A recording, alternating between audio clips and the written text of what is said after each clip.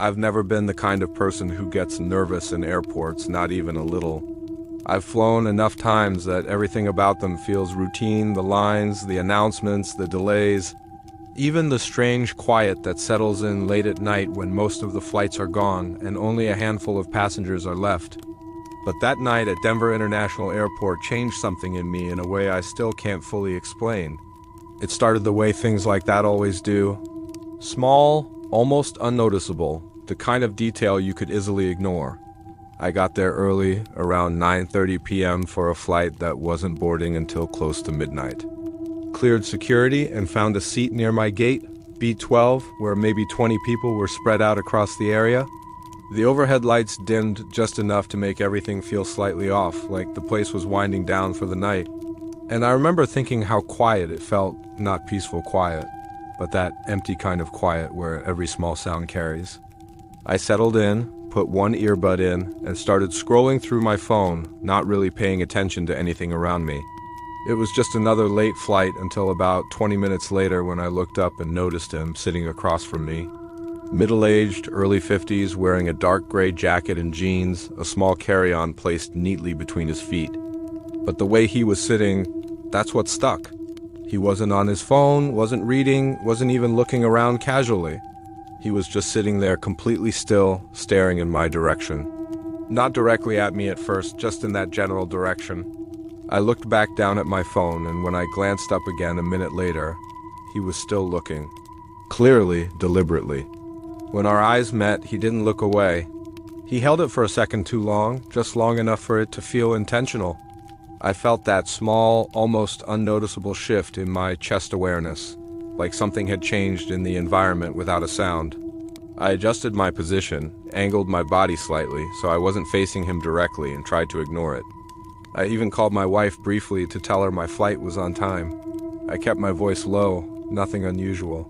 When I hung up, I waited a few seconds, like part of me didn't want to confirm whether he was still watching. But eventually I did, and he was still there. Same position, same stillness.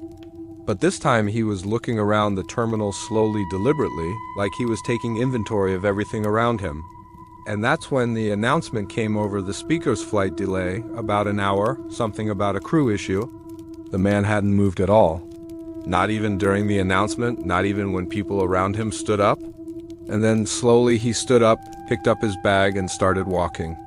Not toward the gate desk, but toward the far end of the terminal, the darker section where fewer people were sitting. I watched him go, my eyes following him until he disappeared around the corner near the hallway that led to the restrooms. I remember feeling that brief sense of relief, the kind you feel when something you didn't want to think about is out of sight, but then something stopped me. A thought. He didn't take his eyes off this area until the moment he stood up. Eventually I stood up too, walked casually toward the same direction he had gone, telling myself I was just getting a drink. As I got closer to that hallway, I slowed down slightly because I could hear something. A voice low, calm, coming from just out of sight. I leaned slightly without realizing it, just enough to catch a few words. My entire body went cold. Because the voice said, steady and controlled, "He's still at B12. Alone." I didn't react right away, not outwardly, because something in me understood instantly that reacting would be the worst possible thing I could do. So instead I stayed exactly where I was for a second longer than felt natural, like I hadn't heard anything at all. Like I was just another tired passenger lingering near a hallway in a nearly empty terminal. But inside, everything had already shifted. Because those words didn't leave any room for doubt, they weren't vague, they weren't coincidental, they were precise, targeted. There was no version of reality where someone casually describes a stranger by their gait and the fact that they're alone without meaning something deliberate. I felt that realization settle into my chest as a kind of cold clarity, the kind that strips away all the comfortable explanations. I straightened up slightly, turned away from the hallway, and walked back toward the main seating area at a steady pace. Not too fast, not too slow, just controlled, because I couldn't let whoever was in that hallway know I had heard them. As I moved back toward my original seat, I forced myself to scan the area without making it obvious, checking where people were sitting. When I got back to the gate, I noticed immediately that the man in the gray jacket was no longer where I had first seen him. His original seat was empty, and that alone might not have meant anything if I hadn't just heard what I heard. But now, it meant everything. It confirmed something I hadn't wanted to admit. He wasn't just another passenger, he was part of whatever was happening. I sat down in a different seat this time, closer to the gate desk, positioning myself near a couple who were quietly talking. Not because I thought they would help, but because being near other people felt like the only logical move. I pulled out my phone again, holding it like I was scrolling, like I was distracted, but my attention was completely on the space around me. On the entrances on the hallway I had just come from, and about 30 seconds later, he reappeared, walking back from that same direction. Same pace, same expression, like nothing had happened, and the moment he stepped back into the open area, his eyes moved across the section. They landed exactly where I was sitting now, not confused, not searching, just adjusting like he had already expected me to move. That was the moment the unease turned into something heavier, something harder to ignore, because it meant he was tracking me. I felt my grip tighten slightly on my phone as I forced myself to look back down at the screen, pretending not to notice. Every instinct in my body was telling me to leave immediately, but I didn't because leaving without a plan felt worse than staying. I needed to understand what was happening before I made any move that could escalate it.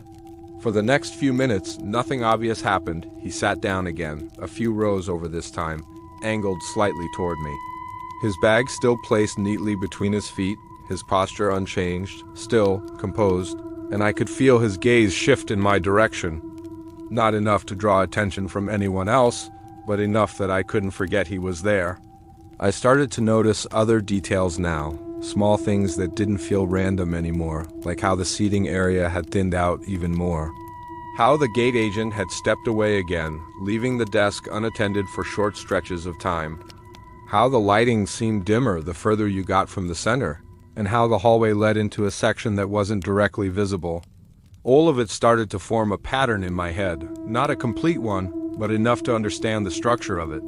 Enough to realize that this wasn't spontaneous, it was controlled, timed, built around the environment itself. If they knew I was alone, if they were tracking my movements, then they had been watching me long before I noticed them.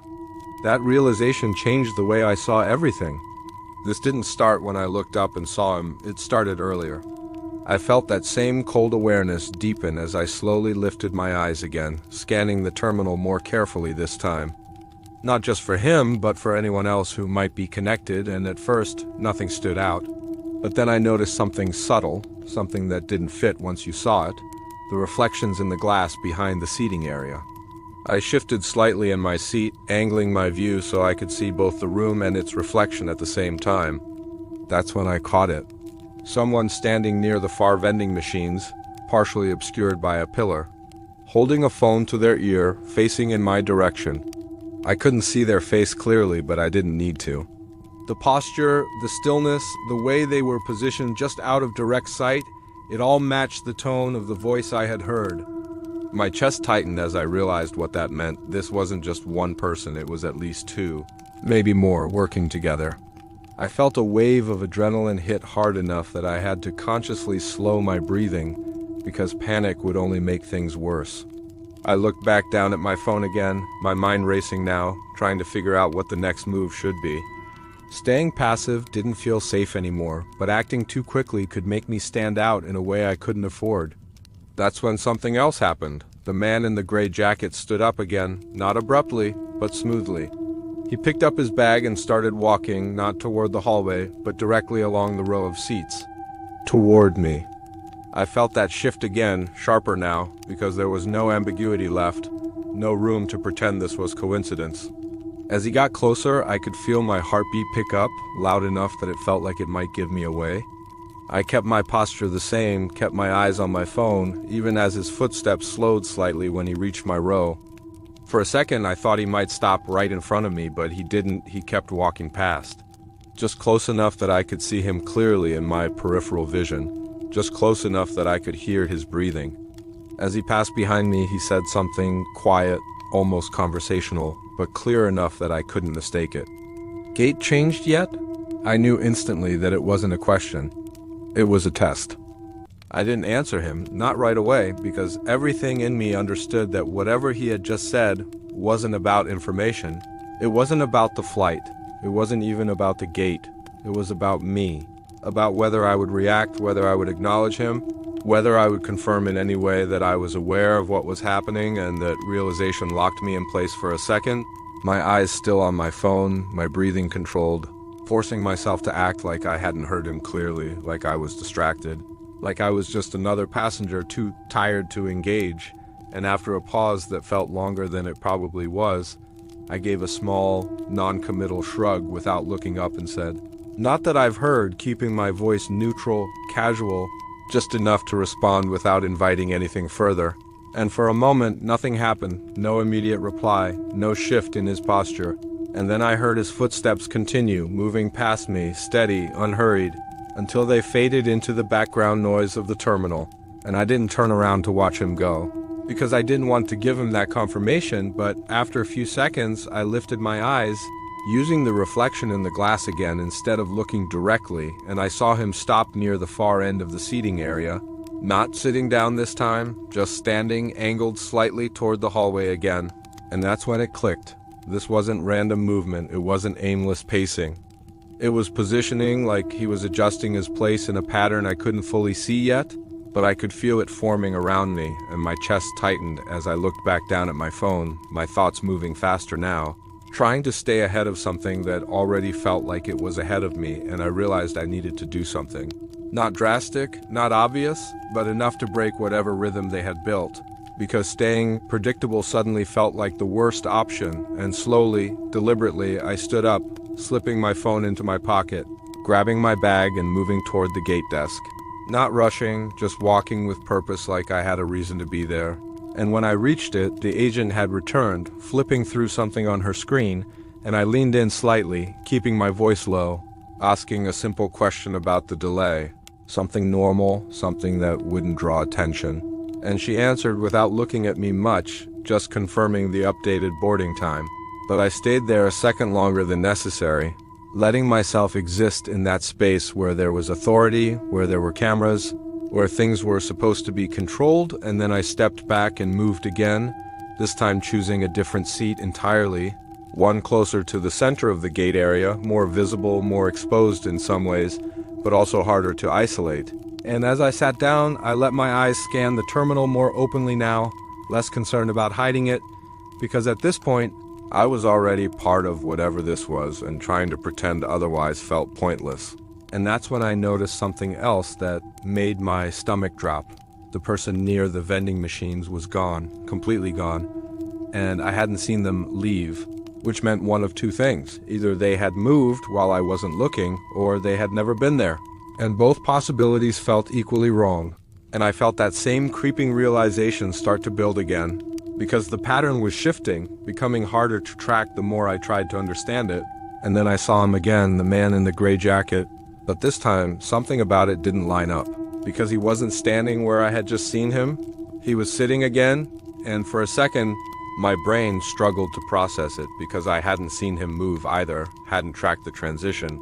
And I felt that subtle break in continuity, that small disconnect between what I expected and what I was seeing, and it sent a sharper edge of unease through me, because it meant I was losing track of him, losing track of them.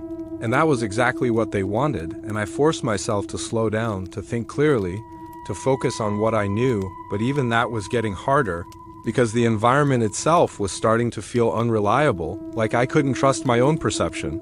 I leaned back slightly in my seat, trying to ground myself, and that's when I felt it. Not a sound, not a movement, just a presence. Close enough that my body reacted before my mind could catch up, and I turned my head slightly, just enough to see someone standing. It wasn't the man in the gray jacket, it was someone else, younger, holding a phone loosely. Their eyes were fixed on me, and for a moment we just looked at each other. No words, no movement. Just that silent acknowledgement that neither of us was pretending anymore. Then, without breaking eye contact, they lifted the phone slightly, and I knew instinctively it was a message, a signal. My chest tightened as I looked away, because whatever this was, it wasn't just observation anymore. It was coordination, and I was right in the center of it, and then, from somewhere behind me, I heard a voice again, low, calm. "He's moving." That was the moment everything stopped feeling like a coincidence entirely.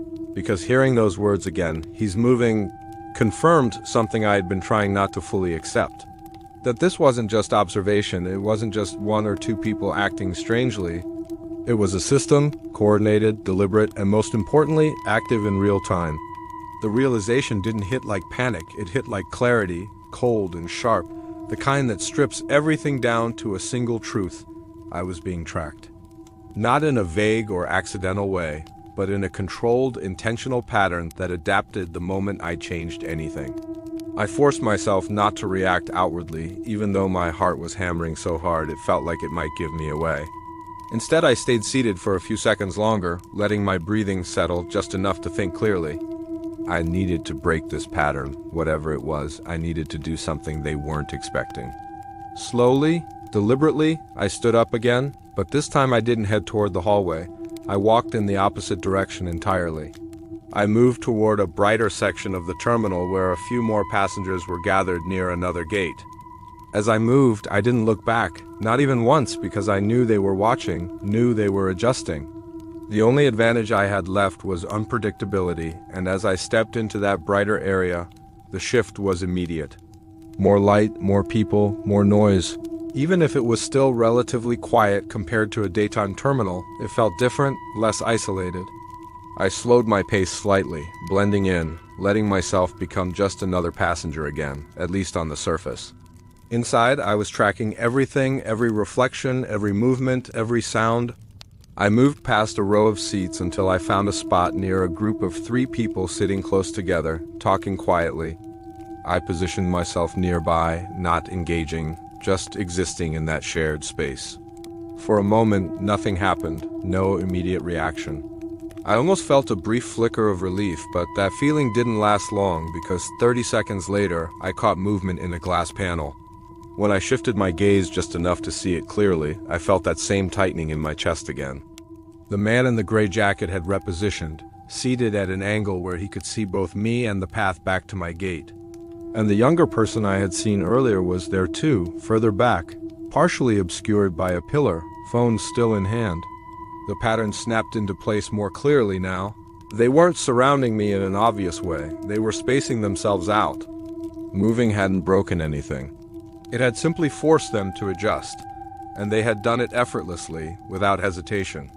Like they had done this before, like this wasn't new to them at all, and that thought sent a deeper unease through me. I was dealing with something practiced, something refined, and I needed to escalate my response. Because staying passive wasn't enough, I walked straight toward the gate agent, my pace steady, my posture controlled, and when I reached the desk, I leaned in slightly. I said quietly but clearly, "I think someone is following me," and the words felt strange, making everything real. The agent looked up immediately, her expression shifting from routine to focused in a second, and she asked me to repeat what I said. I did, this time adding more detail, keeping my voice low, explaining how multiple people seemed to be tracking my movement. She didn't dismiss me, not even for a second. She picked up her phone right away, speaking quietly into it. I caught fragments of what she was saying, enough to know she was calling security, and that should have made me feel safer. But it didn't, because as I stepped back from the desk, my eyes moved instinctively to the reflection again. What I saw made everything feel worse because the man in the gray jacket was gone again, completely gone. The younger person had shifted too, no longer near the pillar, no longer visible at all.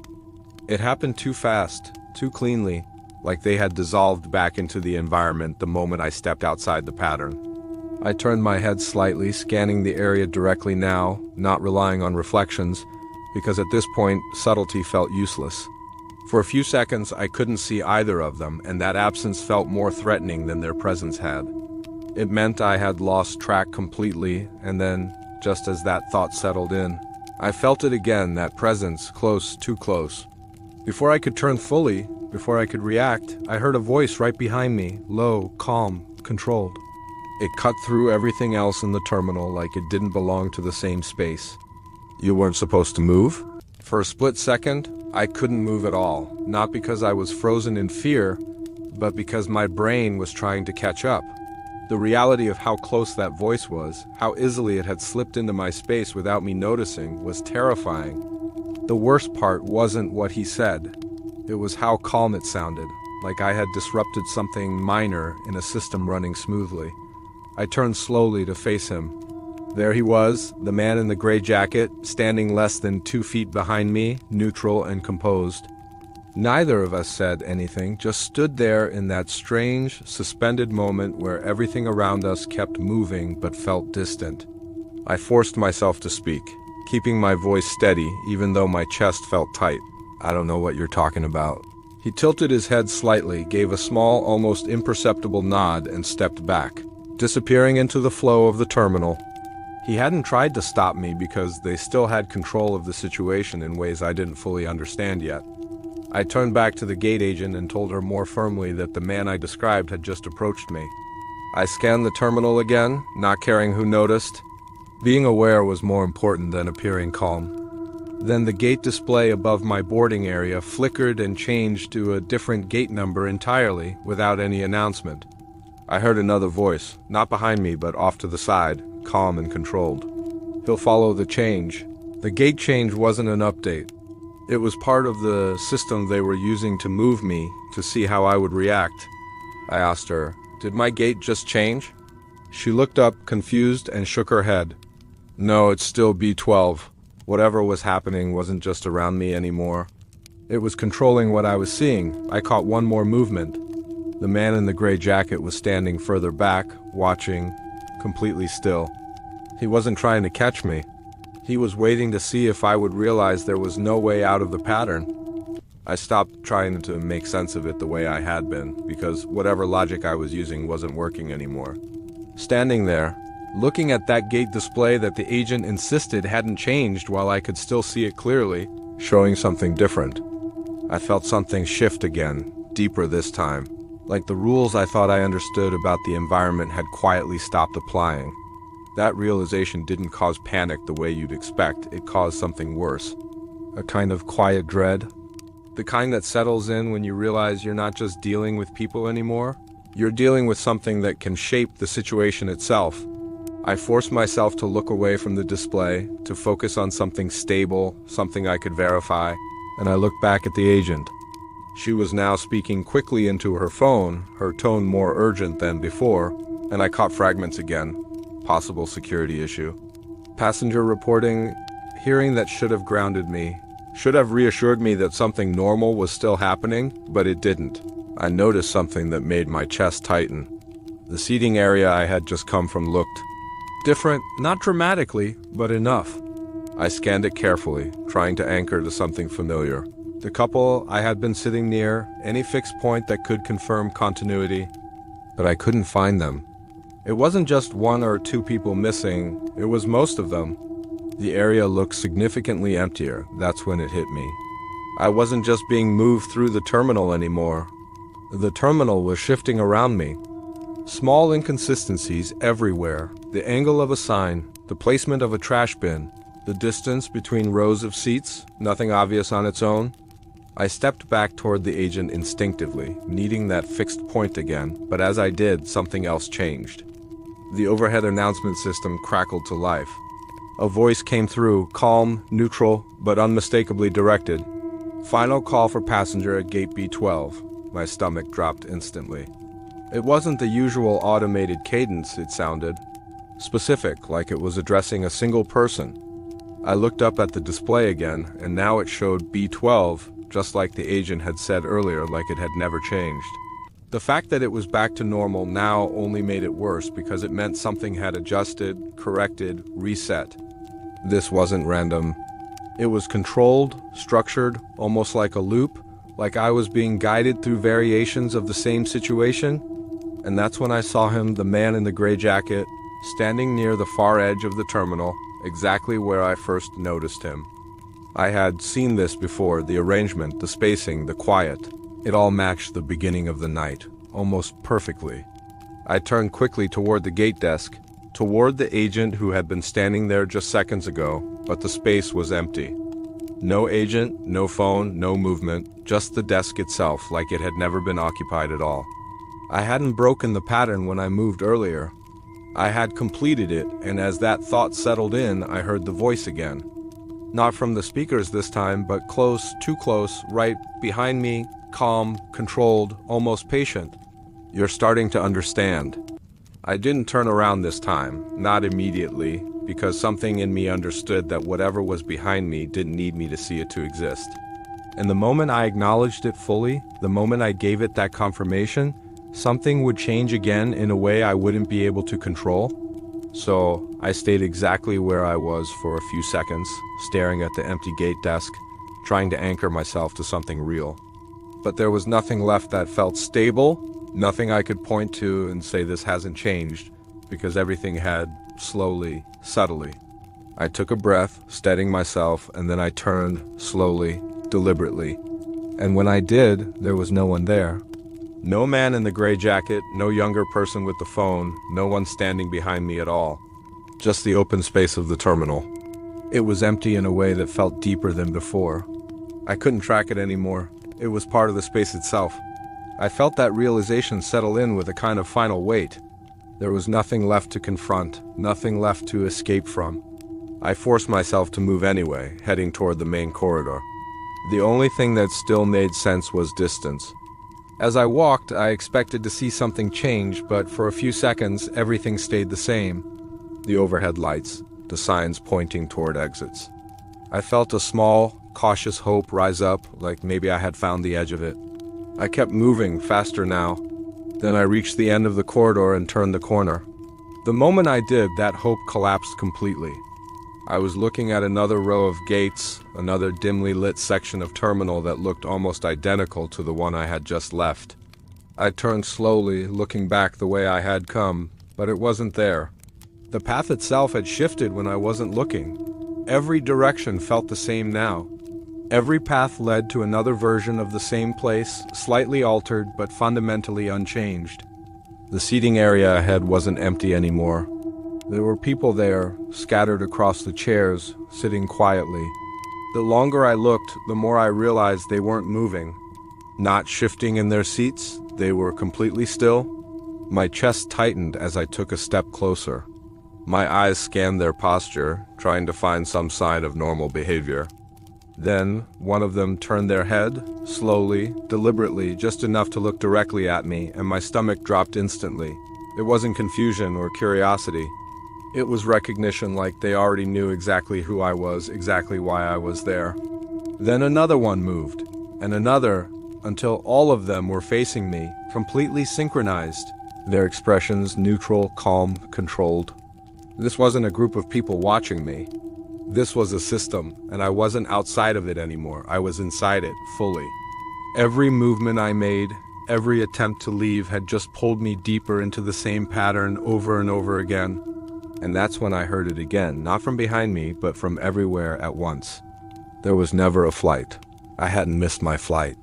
I had never been meant to leave. Subscribe to Tales of the Dark, where every story gives you a nightmare.